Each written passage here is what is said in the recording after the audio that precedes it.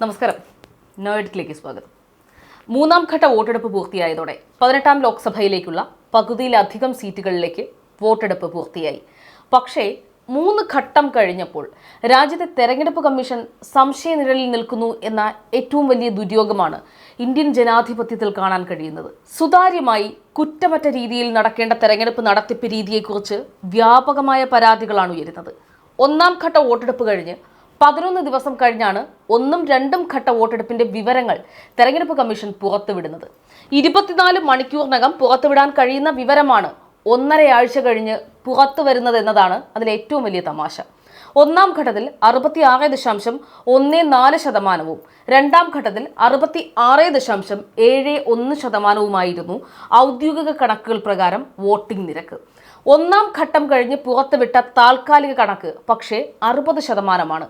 എന്നാൽ ഔദ്യോഗിക കണക്ക് പുറത്തു വന്നതിൽ വലിയ അന്തരമുണ്ടായിരിക്കുന്നു എന്നത് വലിയ അസ്വാഭാവികത തോന്നിക്കുന്ന ഒന്നാണ്. കൂടാതെ ഓരോ മണ്ഡലത്തിലും വോട്ട് ചെയ്ത വോട്ടർമാരുടെ എണ്ണത്തെക്കുറിച്ചുള്ള കൃത്യമായ കണക്ക് പുറത്തുവിടാൻ ഇതുവരെ തെരഞ്ഞെടുപ്പ് കമ്മീഷൻ തയ്യാറായിട്ടുമില്ല. 2014 വരെ തെരഞ്ഞെടുപ്പ് നടന്ന് അടുത്ത 24 മണിക്കൂറിനുള്ളിൽ ശതമാനക്കണക്ക് പുറത്തു വന്നിരുന്ന സാഹചര്യമാണ് ഇപ്പോൾ തകിടം മറിഞ്ഞിരിക്കുന്നത്. ഇതിനോടകം 284 സീറ്റുകളിലെ വോട്ടെടുപ്പ് പൂർത്തിയായി കഴിഞ്ഞു. ഇനി 259 മണ്ഡലങ്ങളിലേക്കാണ് വോട്ടെടുപ്പ് നടക്കാനുള്ളത്. 3ാം ഘട്ട തെരഞ്ഞെടുപ്പ് പ്രചരണത്തിന്റെ പ്രത്യേകത മോദി ഗ്യാരണ്ടി എന്ന മുദ്രാവാക്യം BJP മാറ്റിപ്പിടിച്ചു എന്നതാണ്.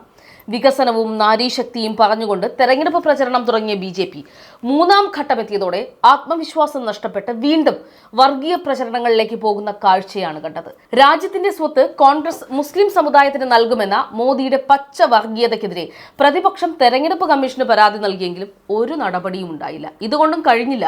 കോൺഗ്രസ് പാകിസ്ഥാന് പ്രേമലേഖനം എഴുതുകയായിരുന്നു എന്ന് പ്രസംഗിച്ചുകൊണ്ട് പതിവ് പാകിസ്ഥാൻ വിരുദ്ധ കാർഡും മോദി കളത്തിലിറക്കി. ഹിന്ദുത്വ വർഗീയ കാർഡ് യോഗി ആദിത്യനാഥ് ഉൾപ്പെടെയുള്ളവർ 3ാം ഘട്ട തെരഞ്ഞെടുപ്പ് പ്രചരണ വേളയിൽ ഉപയോഗിച്ചു. ദക്ഷിണേന്ത്യയിലേക്ക് വന്നാൽ BJP പ്രതീക്ഷ വച്ചു പുലർത്തുന്ന സംസ്ഥാനമാണ് കർണാടക. സംസ്ഥാനത്തെ ഒരു കോൺഗ്രസ് നേതാവിന്റെ മകളെ കോളേജിൽ വെച്ച് സഹപാഠി കുത്തിക്കൊലപ്പെടുത്തിയ സംഭവം ലവ് ജിഹാദ് ആണെന്ന തരത്തിൽ BJP വലിയ പ്രചരണം നടത്തിയിരുന്നു. മതം ഉപയോഗിച്ചുകൊണ്ടുള്ള തെരഞ്ഞെടുപ്പ് പ്രചരണങ്ങൾ തെരഞ്ഞെടുപ്പ് പെരുമാറ്റച്ചട്ട ലംഘനമാണെന്നിരിക്കെ ഇതിനോടൊക്കെ കണ്ണടയ്ക്കുകയാണ് തെരഞ്ഞെടുപ്പ് കമ്മീഷൻ. ഗുജറാത്തിലും ഉത്തർപ്രദേശിലും വ്യാപകമായി ചട്ടലംഘനം നടന്നിട്ടും കമ്മീഷൻ നടപടി സ്വീകരിക്കുന്നുമില്ല.